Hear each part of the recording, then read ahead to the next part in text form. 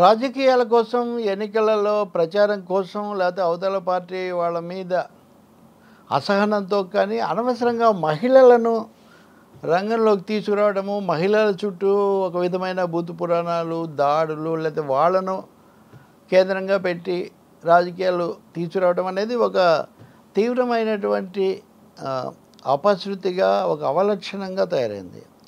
కొంతకాలం కిందట చంద్రబాబు సత్యమణి భువనేశ్వరి గురించి గన్నవరం శాసనసభ్యుడు వంశీ మాట్లాడాడన్నది దాని మీద పెద్ద దుమారం, శాసనసభ ఇదంతా అయింది.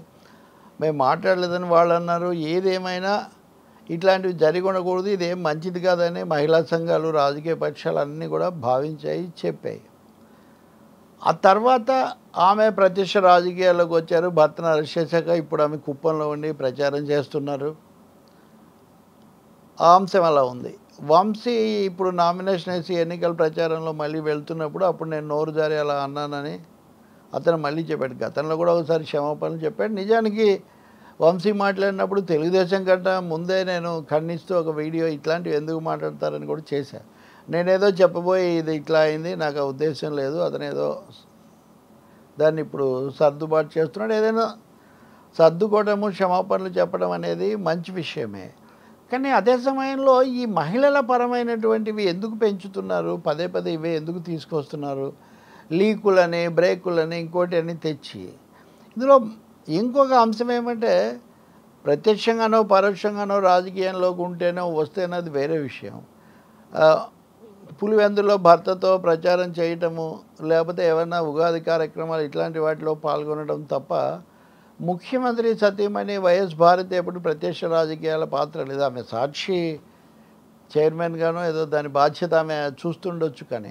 కానీ పదే పదే ఈ సమయాల్లో చాలా తీవ్ర స్థాయిలో అదే పనిగా ఆమె పేరు తీసుకొని రావడము, అన్నిటికి కూడా ఆమెను చేయటము, లేకపోతే మొన్న వివేకానందరెడ్డి ఆ కేసు వచ్చినప్పుడు కూడా ఆమె పేరు తేవటము, అవి ఏమన్నా చట్టబద్ధంగా ఉంటే దర్యాప్తు సంస్థలు, న్యాయస్థానాలు చూసుకోవాల్సిందే. కానీ ఆ అంశాన్ని కూడా ఒక ఉద్వేగపరమైన అంశంగా చేయాల్సిన అవసరం ఉందా? మహిళలు ఎవరైనా మహిళలే కదా, ఇతర పార్టీల వాళ్ళైనా, జనసేన పవన్ కళ్యాణ్ భార్యల గురించి మాట్లాడినా సరికాదు ఇవన్నీ చెప్తున్నప్పుడు, పెళ్ళిళ్ళ గురించి సారీ భార్యల గురించి తీసేయండి, ఇది సరికాదు. ఇట్లాంటివి ఉన్నప్పుడు ఏ కారణం లేకుండా ఎందుకు పదే పదే వైఎస్ భారతి అన్న పేరు తీసుకొస్తున్నారంటే, ఇవే నేను ఎందుకు చెప్తున్నానంటే, నిన్న ఒక ఛానల్లో ఒక మహిళా నాయకురాలు, ప్రతిపక్షానికి చెందిన ఆమె, అసలు అది భాష కాదు ఆమె, అందులో అంటే అవతలి వాళ్ళు అది వింటే తప్పకుండా ఒక ఆగ్రహానికి గురవుతారు.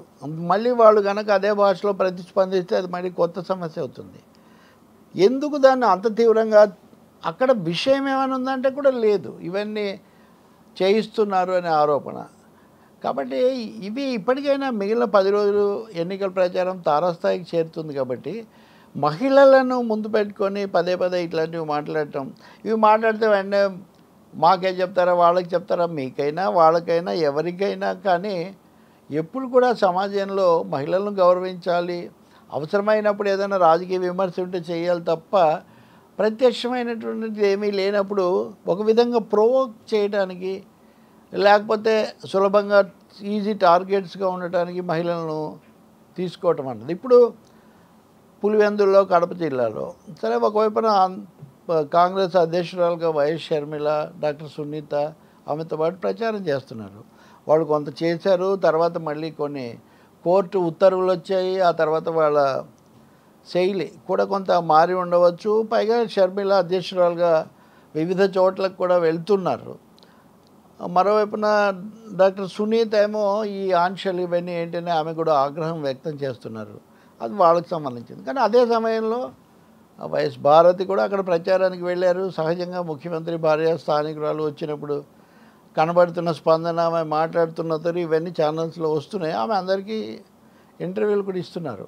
ఆ సమయంలో ఇంకోటి బయటకు వచ్చింది ఏంటంటే, నెల్లూరు జిల్లాలో చంద్రబాబు నాయుడు ఎక్కడో నిన్ను చంపేస్తే ఏమవుతుంది అని ఇట్లా అడిగారు అని. ఈ ప్రశ్న ఆమెను అడిగినప్పుడు కూడా పెద్దవాళ్ళు ఇలా మాట్లాడకూడదు, మనం ఎవరిది వాళ్ళు చెప్పుకోవాలి కానీ ఇంకోరిని అనకూడదు, అంతవరకే సరిపెట్టారు. కానీ దాన్ని ఒక తీవ్రమైనదిగా తీసుకోలేదు. మీడియా విషయానికి వస్తే ఆమెను రకరకాల ప్రశ్నలు వేసి కొంచెం ఆమె ఏమన్నా ఈ విషయంలో ఎక్కువగా స్పందిస్తారేమో, లేదా కొత్త నిజంగా ఇది సెన్సేషనల్ విషయం అవుతుంది కదా అని.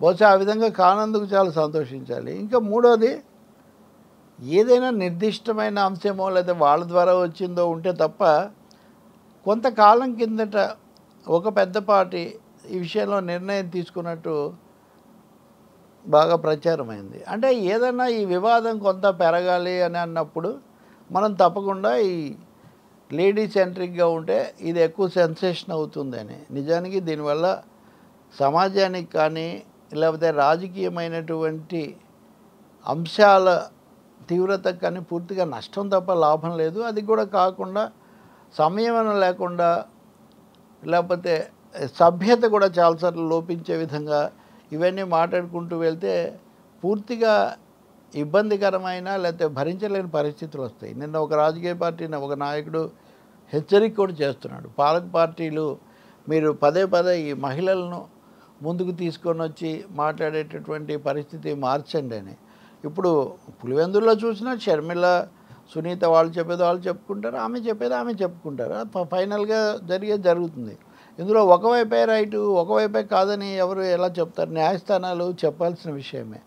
మరి మిగిలిన కొద్ది రోజులైనా సరే, ఈ కొద్ది రోజుల ఇంపార్టెన్స్ ఏంటంటే టెన్షన్స్ పెరిగేటటువంటి సమయం, వివాదాలు ముదిరేటటువంటి సమయం. ఇప్పటి వరకు ఆమె మాట్లాడింది కానీ, ఆమె పరంగా వచ్చింది కానీ ఏం లేదు. మిగతా వాళ్ళకు సరే అంతర్గతంగా కుటుంబాల్లో ఉండే సమస్యలు వేరే కావచ్చు, కానీ అవేం రాజకీయ సమస్యలు కావు కదా. ఇప్పుడు ఎన్డీఏలో భాగస్వాములుగా ఉన్న వాళ్ళ మీద కూడా వేరువేరు పార్టీలుగా వాళ్ళు కలిసినప్పుడు మాట్లాడుకున్న రోజులు ఉన్నాయి. ఎప్పుడు ఎవరైనా ఎక్కడైనా సరే రాజకీయాలతో సంబంధం లేకుండా వ్యక్తిగత విషయాలు మాట్లాడటం, అందులో మహిళల గురించి వివాదాలు సృష్టించటం, ఈ సోకాల్డ్ రకరకాల స్టోరీస్ వదలటం, వాటి మీద తీవ్రమైన భాషతో ఉద్రిక్తతలు లేకపోతే ఏమైనా వివాదాలు పెంచడానికి ప్రయత్నించడం మటుకు బొత్తిగా అనుమతించరాని విషయం. ఇంకా దీంట్లో ఎక్స్, వై, జెడ్, వాళ్ళు వీళ్ళు ఆ మీమాంస ఎంత మాత్రం లేదు. ఎవరికైనా కానీ ఎవరిదైనా గౌరవం గౌరవమే, ఎవరి స్థానమైనా వాళ్ళదే. కొంతమంది ఏమో తప్పకుండా మనం విమర్శించవచ్చు, వాళ్ళని ఏదైనా అనొచ్చు, లేదా అధికారంలో ఉన్న వాళ్ళకేమో ఒక విలువ, ఇటువైపు మేము చాలా ఇది కాబట్టి మాదే న్యాయం, ఇలా ఎవరు చెప్పలేరు. న్యాయం అనేది న్యాయస్థానం చెప్తుంది. ప్రజలు అనేవాళ్ళు రాజకీయ తీర్పు చెప్తారు. సమాజం సభ్యత, సంయమనం సమాజం కోరుకుంటుంది. వీటన్నిటితో ప్రచారం సవ్యంగా నడుస్తుందని మనం కోరుకోవాలి. అందులో కడప అన్నది, పులివెందుల అన్నది ఇప్పుడు ఈ రాజకీయమైన వేడికి వీటన్నిటికీ రణక్షేత్రంగా ఉన్నాయి కాబట్టి పరిస్థితి అక్కడ పూర్తిగా సమతుల్యంగాను కొంచెం అదుపులో ఉండే విధంగా యంత్రాంగం, అధికార యంత్రాంగము, ఎన్నికల సంఘం కూడా చర్యలు తీసుకుంటుందని మనం ఆశించాలి.